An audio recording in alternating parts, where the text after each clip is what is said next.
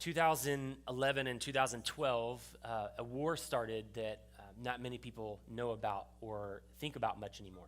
Still going on today in the country of Syria. There's a disputed area in Syria where, whether it be the Syrians or the Russians, they're fighting over this area, and they are bombing civilian, whether it be apartment buildings or homes or communities, nonstop, it seems like. Since the time of the war, there have been over 200,000 civilians killed in this war by the governments. We heard a few years ago, right? You started hearing about the Syrian refugees and like, wow, that's heartbreaking. You see the tents kind of set up and how they're living and the risks they're taking to get out of their country and to flee so that their children can have an opportunity to just have some kind of future. We heard a little bit about that, but it kind of gets lost in the fray. You know, it's just kind of how the news cycle works, right? There's a new big thing over and over. There's something that comes up, something that happens, and what was, we don't really pay attention to anymore. But this war is still going on. Over 200,000 civilians killed. A few years ago, there was a documentary, I believe it was in 2016, that they created called The White Helmets. If you have not seen it, it's on Netflix. I encourage you to go see it. It's very graphic, but it gives you a great idea and a picture of what was going on what's going on in Syria. This group of volunteers called the White Helmets, what they do is they train very rigorously in Turkey, and then they come into Syria, and when they hear bombs go off, this group of volunteers is dispatched into the area where the bomb goes off. Now, these are people that are trained on some level of medical ability, but they don't have weapons. They have none of those kinds of things. They're called the White Helmets because they wear white hard hats when they go into an area. They rush into the very middle of the danger, the scariest parts of what we could imagine our life and our world, and they rush in all as volunteers to pull out people out of the rubble and out of the piles of rocks and buildings that have collapsed, and they work tirelessly for hours and hours pulling people out of these buildings. There's a few things that they don't ask them. They'll ask them what religion they are. They don't ask them what their race is or how they got to Syria or what they're doing. They just know that it's humanity, and they have to do something about it. They rush into these buildings, and they help them. Over the last few years, the White Helmets are responsible for saving over 100,000 lives from bombed areas in Syria. And you think about something like that, living in a war field, in a battlefield. I would like to think that if something like that was going on in my community, that I would be the one that's wearing the white helmet and rushing into the battle, right? Like, there's a picture in my mind. I'm like, oh, of course, because I'm a man, and obviously I'm going to do that. And so I'm going to rush into the battle. I'm going to go in, and I'm going to be brave, and I'm going to be strong. But the reality is I'd probably be hiding in fear in that moment if I hear a bomb go off around me. And so this group of people rushes in, they rescue, and they pull people out, going into the battle, into these rocks and piles of buildings, what used to be buildings, just rubble. And it's a beautiful picture of these people pulling these people out of these buildings. The videos that you see are incredible. It's heartbreaking, but also encouraging to see. Have you ever had a season of life where it felt like everything around you is just rubble? Have you ever had a moment or a season in your life that you look around and it feels like what you have built is kind of just a bunch of piles around you of nothing but destruction? I don't know if you've had those seasons before. I know that I have. Most of it was because of my own fault, right? You ever have those times where it feels difficult and challenging? You look around, it's like, wow, everything around you. What is our response whenever the metaphorical bomb goes off in our life? What is our response? If your life falls apart, do we respond with faith? Do we respond with fear? Do we respond with anxiety? Maybe we respond with trust, and we're like, hey, whatever happens, happens. I trust the Lord. There could be a lot of different responses that we have as human beings, but how would you respond?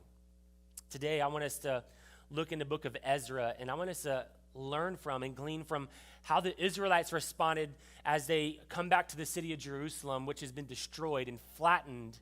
And we're gonna see how their response is whenever their life is surrounded by piles of stone and rubble and ruins.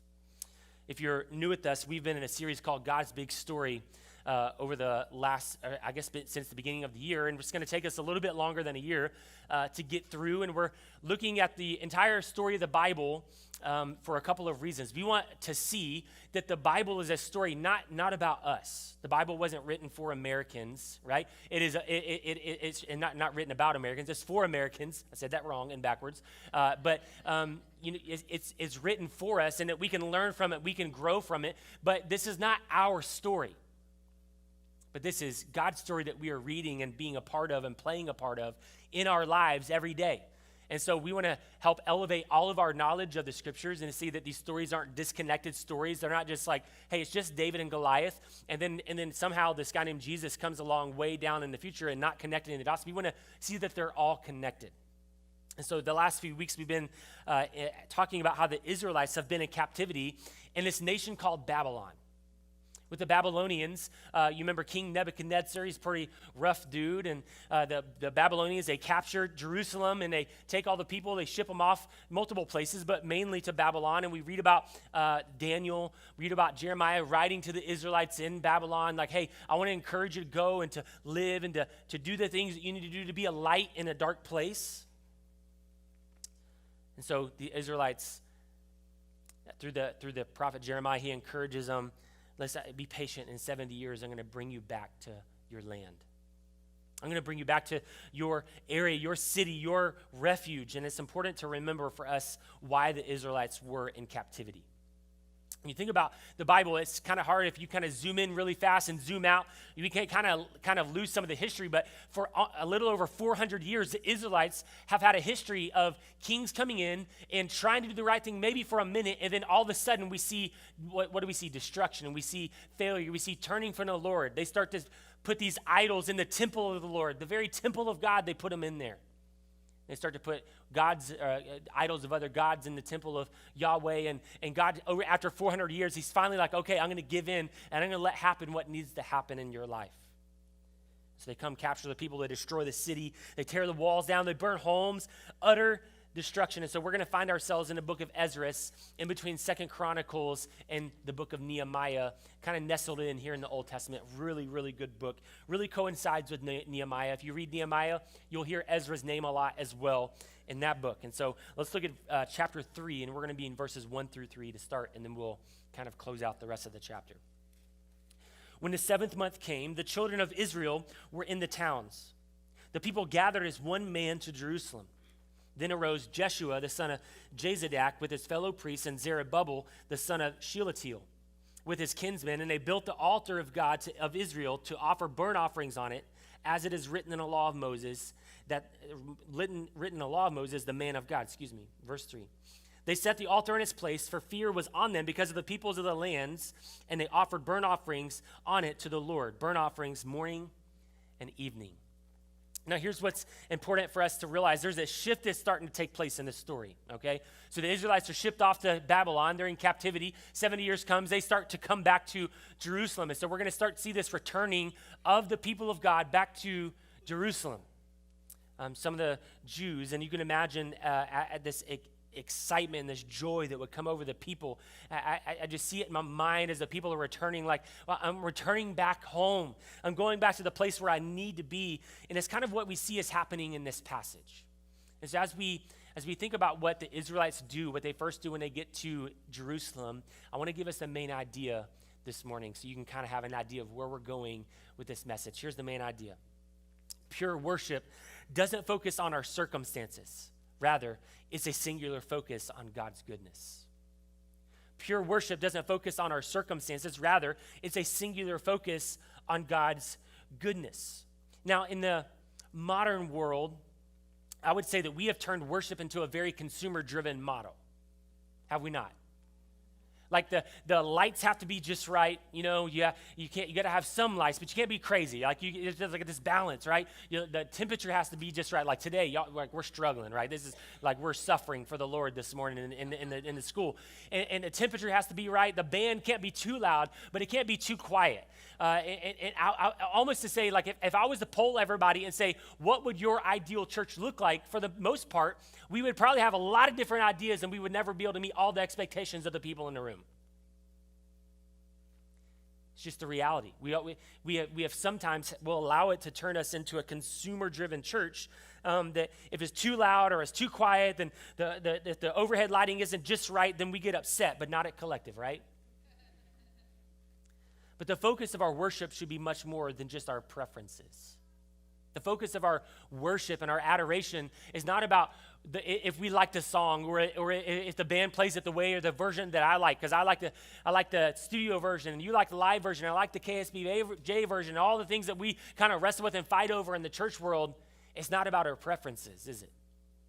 It's about who we're focusing on. And so as we dive into this passage today, we're going to see a responsive worship that should inspire us, all of us, to kind of put our differences and our preferences to the side and not pay attention to our circumstances and to put our singular focus on Jesus. So let's look at verse 1 of chapter 3. It says, when the 7th month came and the children of Israel were in the towns, the people gathered as one man to Jerusalem. Now, I don't know about your family. I always envy these kinds of families, but my family is not a very good traveling family. We have friends that they can load their car up and they'll drive 8 hours, like pack like a backpack, and they've got a Yeti coffee, and they're like, oh, life is great. And I'm like, if I could think of a way to torture myself, put me in a car for 8 hours with kids, like screaming in the background, right? You know, like that kind of feeling. And so for me, y'all are probably like, our pastor doesn't love his kids. That's not it. But our kids don't travel well. I don't know if it's just because we didn't travel when they were little or what. You buy like Pinterest, like, you know, have all the little things, like give them all these things. You go to Target in your dollar section, you're buying all this stuff, and it lasts like 2 seconds. And you're like, no, that was supposed to last an hour. We're just not good travelers. And so for me, I get distracted. I get bored like an hour in. And so if it's more than like 3 hours, I'm looking at flights. I've got to figure something else out. All that with the availability of cars. Could you imagine traveling in Bible time? So the Israelites traveled from Babylon to Jerusalem. It's about 800 miles from Babylon where they were into Jerusalem. Most scholars believe it would take them several months to arrive into Jerusalem. Now, maybe this is way more godly than I am. I probably would have heard that and thought, I'm good here. They travel 800 miles, a few months, to get into the city of Jerusalem, and they get there because this is how bad the people of God wanted to be back into the promised land and the land of Israel, the city on a hill, Jerusalem. And so these Jews returned, and the writer says that it was in the 7th month. Now, in the 7th month in the Jewish calendar is a very big time when it comes to religious festivals. You have the Festival of Booths or Tabernacles. You have the Day of Atonement. You have the Festival of Trumpets. There's a lot of different festivals that happen in the 7th month. And a lot of them were what would be called pilgrimage festivals. The Jews would travel from long ways away, even today. Like if you go to Israel and you're in Jerusalem, if you're there on one of those days, you'll see that it's packed out. People have come from long ways away to visit and to worship and to be a part of those festivals. And so the writer reminds us why the Israelites are coming back to Jerusalem. These festivals are happening, and this month is important, huge days in the life of a Jew. So they could come and worship Yahweh, so they could come and not just because it was home, but because they wanted to put their focus and their attention on Yahweh. It says that they had now settled. Now, I can't imagine what it must have felt like for the Israelites being gone for 70 years. I know for me, I'm complaining a lot. I feel like my sermon is just going to be a bunch of complaining this morning. But you know that feeling when you get back from vacation and like everybody's like, how was your vacation? And you're like, I feel like I need a vacation from my vacation. You know that feeling? Because you're tired from travel. You rush back in. No one plans it good enough to have like a few days back at home before you go back to work, right? You get like the day back before and you're exhausted when you go back to work because the travel. These people come back in and they settle. You think about when you come back from vacation, you get in your own home. What is there a sense of? Just deep breath, like, I'm home. Why? Because it's got your chair that you sit in every day, right? It's got the comforts that you want. You've set it up the way that you want it to be. There's this level of, I'm home. Imagine the feeling of the Israelites as they have been away in captivity for 70 years. Many of the people coming back had never experienced the city of Jerusalem. Many of them were born in Babylon, and now their parents have been telling them, I want to tell you about this city. I want to tell you about this place, this home where the temple of the Lord was. Like, it was just this incredible experience. They're telling their children about it, and they start to make their way back, and they come back in Jerusalem. There's supposed to be this sense of like peace and rest and just like, oh, after 70 years, we're finally home.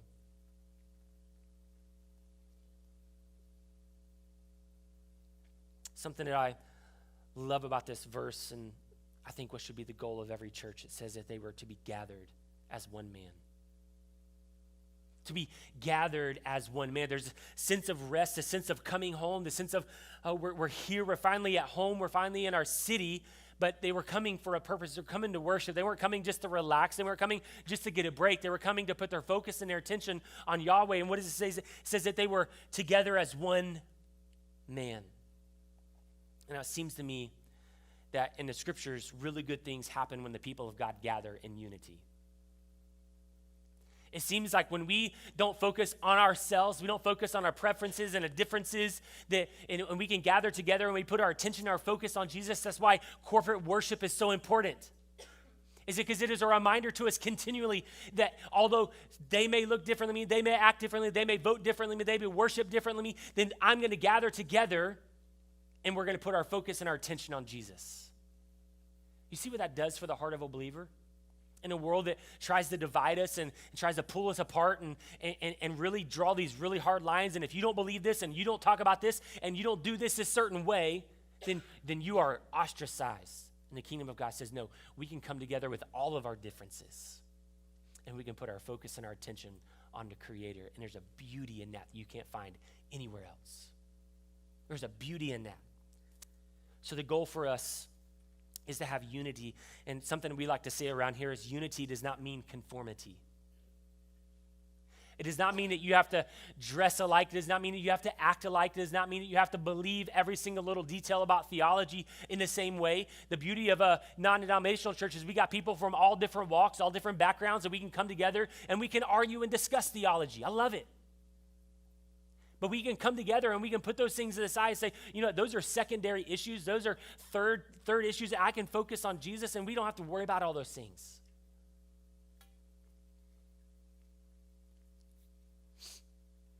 If we can take the attention off of ourselves and put it in Jesus, I want you to hear me so clearly this morning. If we can do that, there's no limit to what God can do through our church and the church as a whole in our world. I want you to listen to what Charles Spurgeon said about unity.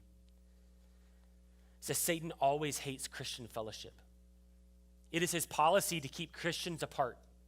Anything which can divide saints from one another, he delights in. He attaches far more importance to godly intercourse than we do. Since union is strength, he does his best to promote separation. The opposite of unity is what it looks like is when church people fight. Doesn't seem like it happens as much anymore, but you know those, you remember back in the day when everybody would fight over the pews and the colors of the walls, and it was like people would leave the church over the like silliest things, like why are we doing this? That's what it looks like when we're focused on our priorities and on our preferences rather than focused on Jesus. And so if we can be unified in our service and our pursuit of Jesus, if we do that, then we won't have time for frivolous disagreements. We'll be focused on him. Let's look at verse 2. Then arose Jeshua, the son of Jozadak, and his fellow priest, and Zerubbabel, the son of Shealtiel, with his kinsmen, and they built an altar of the God of Israel to offer burnt offerings on it, as it was written in the law of Moses, the man of God. They set the altar in its place, and for fear was on them because of the peoples of the lands. He's talking about the Syrians and all the people that kind of settled in and around Jerusalem, the fear of those people. And they offered burnt offerings on it to the Lord, burnt offerings morning and evening. What is the first thing that the people of God do when they come and settle in Jerusalem? They set up the altar so that they can worship. Here's something I want us to consider. Think about the setting of this. The Israelites are now standing in the middle of rubble. They've come back after 70 years of living in Babylon, and they're standing, the temple as they knew it is gone. This beautiful temple that Solomon had built and was kind of this shining light on this hill that people could see from far away, and they could look up and like, that's the temple for the God of Israel, the Israelites. It's gone, it's flattened. The houses are burned, they're destroyed. The walls are gone, even to this day.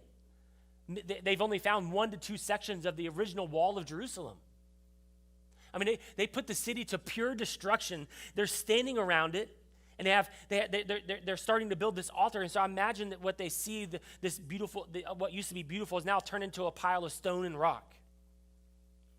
What is our response when we find ourselves like that? When we find ourselves standing around a pile of rubble? This week, we had a family in our church that lost their home to a fire. And I was talking to the family this week and just trying to see what can we do to help. And so if you're able to help and you're willing to help, what we're going to do as a church is we're going to collect gift cards for the family to help them. And I went to the house and literally everything is gone. Everything. And as I was talking to the wife this week, she said something that struck a nerve in me. And she said, I'm just thankful and I'm thanking God that we weren't home. Now, you think about that, like, in my mind, if that was my house, I'm going to be the one saying, like, we've lost everything. Like, everything's gone. But her first response wasn't to just like, everything's gone. We've lost photo albums. We've lost all. No, the first response is, I'm thanking God. I'm worshiping God. I'm thanking God for us not being in the house. Thank you. Amen. Yeah, absolutely. It was faith building to me. When I heard that, I was like, oh, how would I respond in that?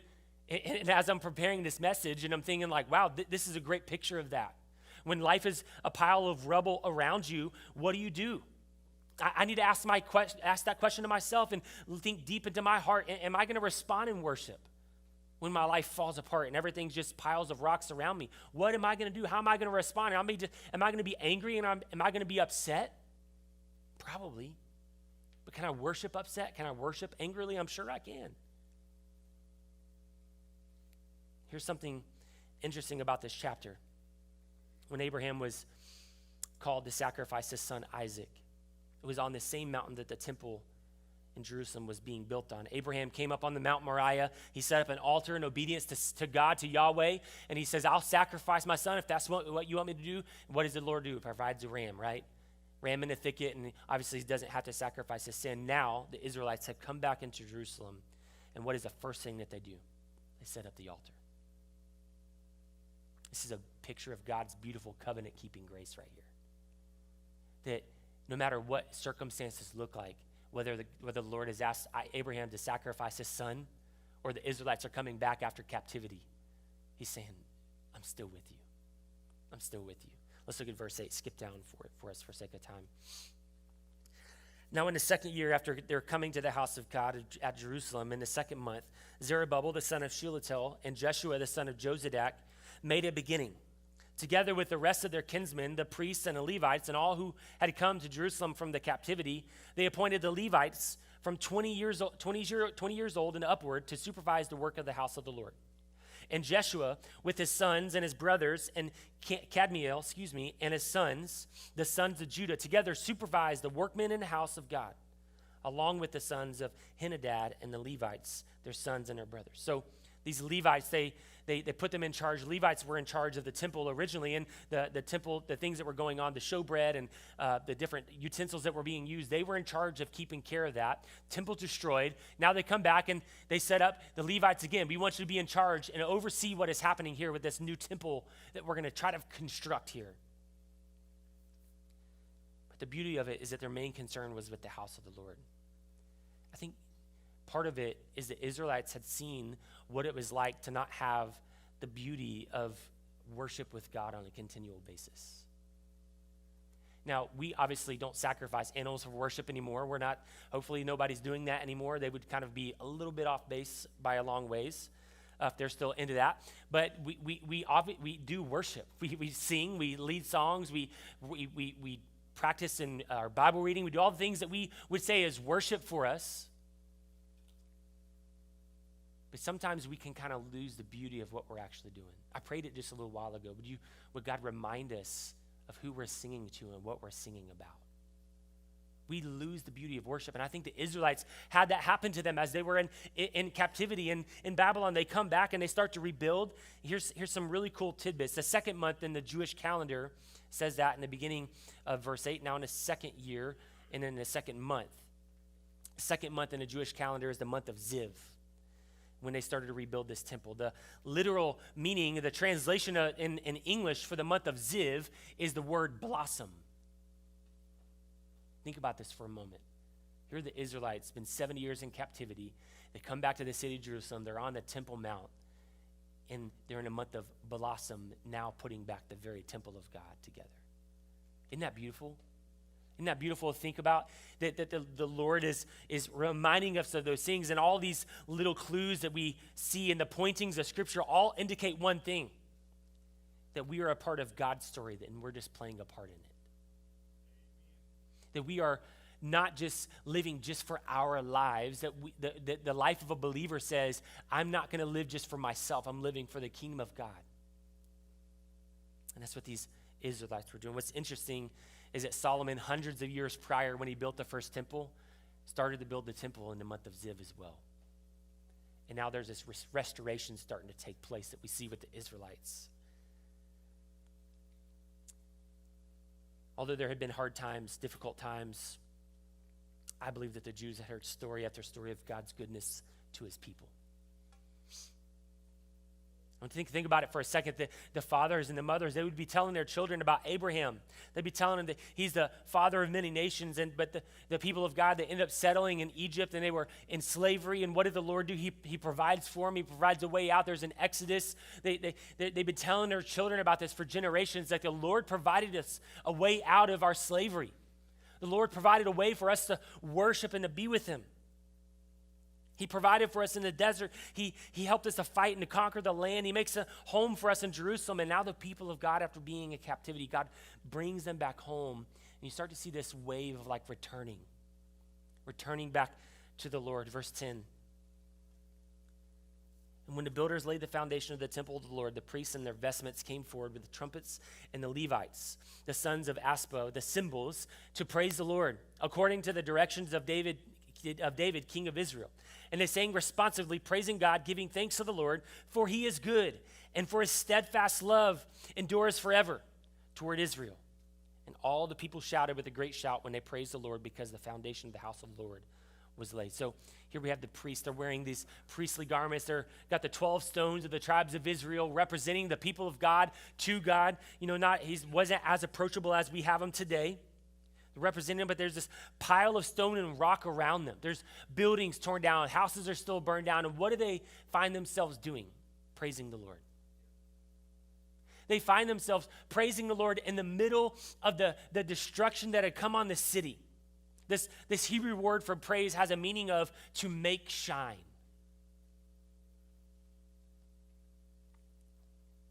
To make shine.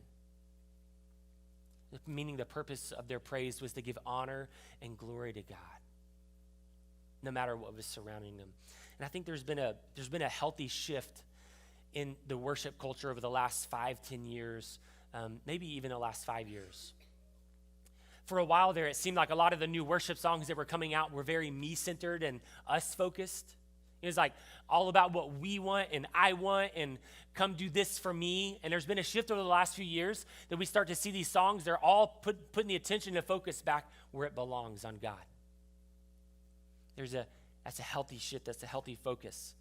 And so we see these Israelites doing that same thing. They're making the name of God shine with their praise. This is big celebration, a big worship service. The people are singing. They're even divided into two groups, and they're clanging cymbals together. I mean, this is like the 21st century of like the tambourine in the middle of the service. I mean, they're getting really crazy.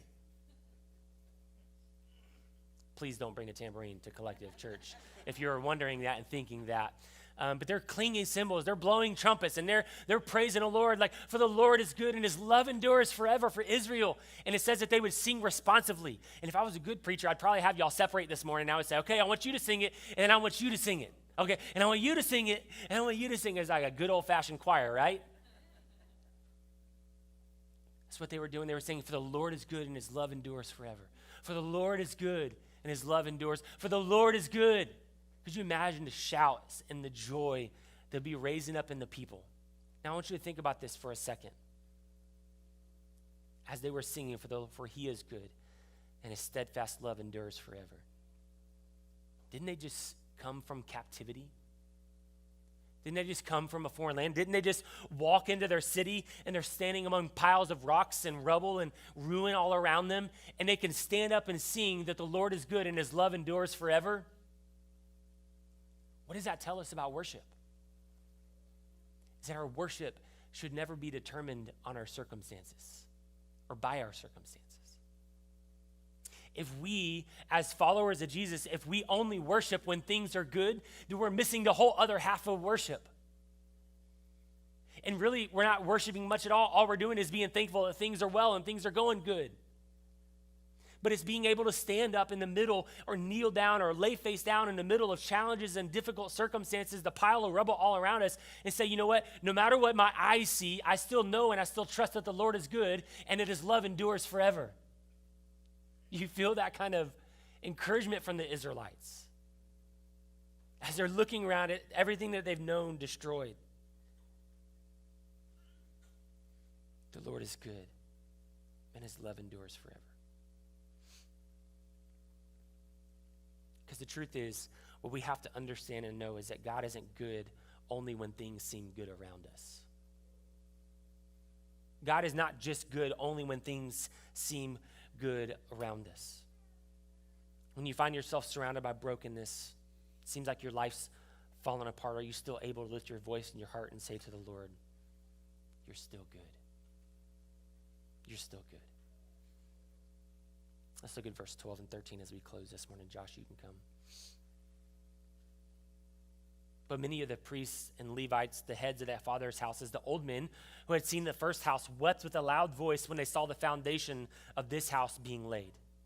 Though many shouted aloud for joy, so that the people could not distinguish the sound of joyful shout from the sound of people weeping. And the people shouted with a great shout, and that the sound was heard far away. The older generation, it says that they wept.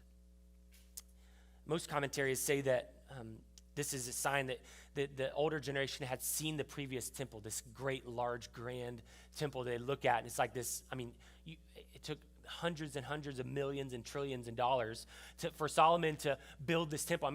Everything was gold plated or silver plated. It was incredible. Bronze, anything, any pure material and commodity, it was built out of this.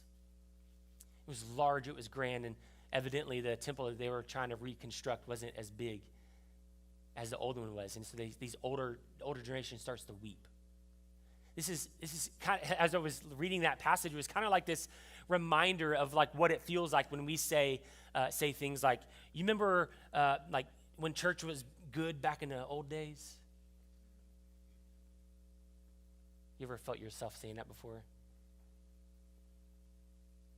God doesn't seem to move like he used to. All the things that we would say is like, it's kind of like, and everybody thinks that old days were always better, don't they? Like, I've never seen people talk about the old days and like, yeah, old days were horrible. It's always the old days were the best. I just wish it was the way that it used to be. And what they were doing and what we do when we say those things is that we're missing out what God is doing in the moment because it's not what he was doing before.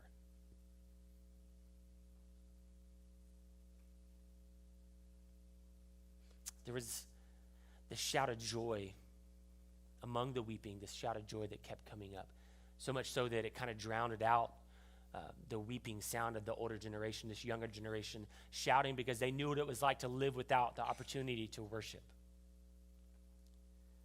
And it says that there's just this loud noise that could be heard from far away. And it was a generation of people that were not thinking about what it used to be, but a generation of people that were thankful that God was about to do something among them now. And as we look at our lives, we look at what's going on around us. We think about what's going on in Afghanistan. We think about what's going on with the church in China or Iran, in Cuba, in Haiti. Just this last week, the Cuban government passed a resolution that if you say anything negative on your social media about the government, they have the right to come into your house and pull you out of your house. And so we look at stuff like that. We look at what's happening in our lives. We look at the rubble around us. How can we stand and how can we say that the Lord is good and his love endures forever? Because it's not based off of our circumstances. It is not based off of what we see around us, what is kind of surrounding us in that moment. It is only based on the goodness of the Lord and on his holiness and on his righteousness. Pure worship doesn't focus on our circumstances, but rather it's a singular focus on God's goodness. Would you bow your heads with me this morning?